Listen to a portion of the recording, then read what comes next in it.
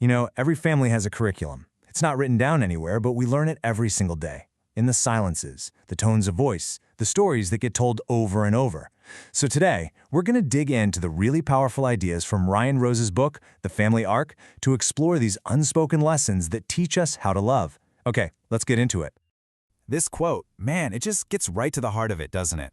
The way you handle conflict, how you show affection, even the way you hold your shoulders when you're stressed, none of it is random. It's choreography. It's a dance you learned a long, long time ago, in the very first rooms you ever lived in.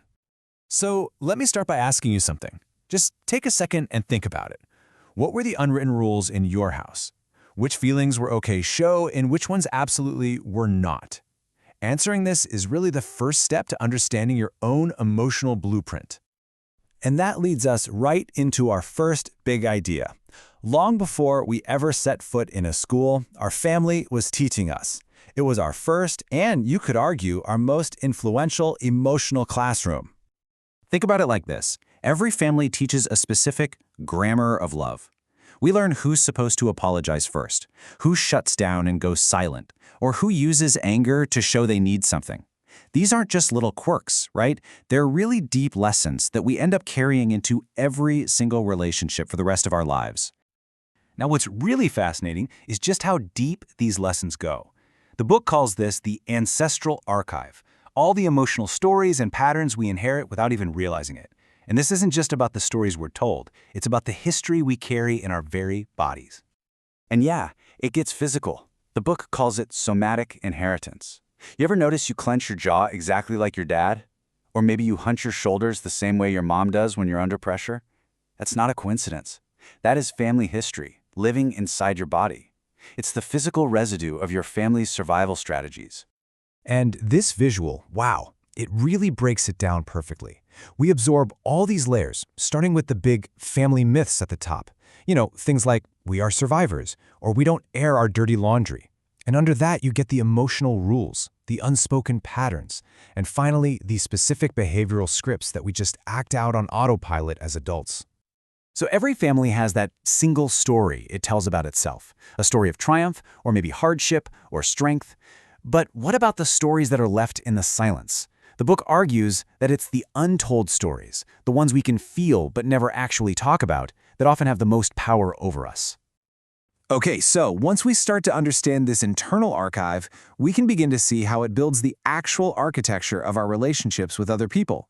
This is all about how those patterns we inherited play out in the real world. So here is a massive reframe. A lot of us were taught that strong emotions like anger or sadness or fear are basically a problem, something to be controlled. We learn to see feeling as a flaw. But what if that's completely backward?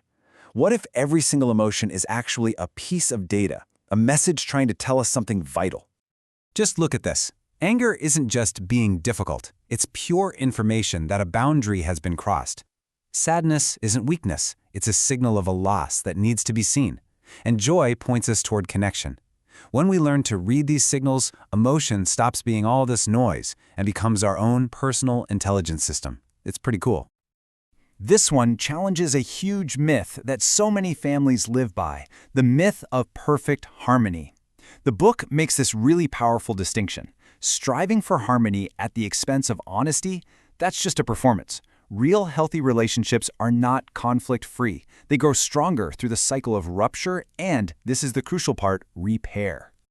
And this is how we break those old habits. We all live in these pattern loops. Something triggers us, we have an automatic reaction, and the loop just gets stronger. The magic, the real change, happens in that tiny little space between the trigger and the reaction. Awareness gives us a pause, just a split second, to choose a different path. And that's where all our freedom begins.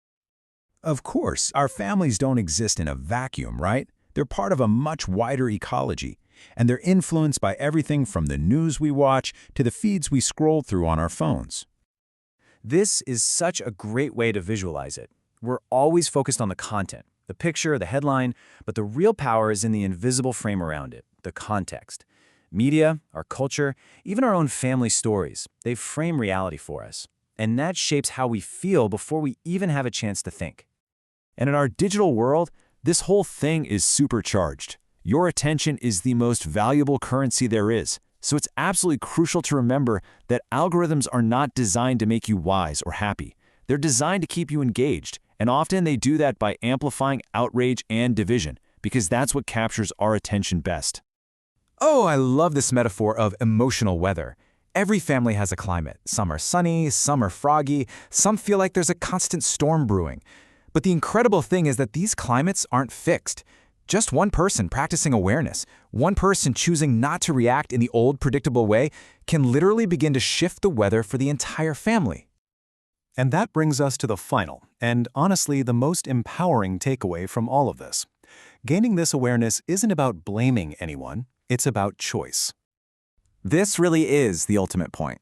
You didn't get to choose your family's emotional curriculum. You didn't pick the patterns you inherited. But with awareness, you get to choose what happens next. You get to become the author of your own story's continuation. And the book offers a really simple, practical tool for this. It's the ARC method.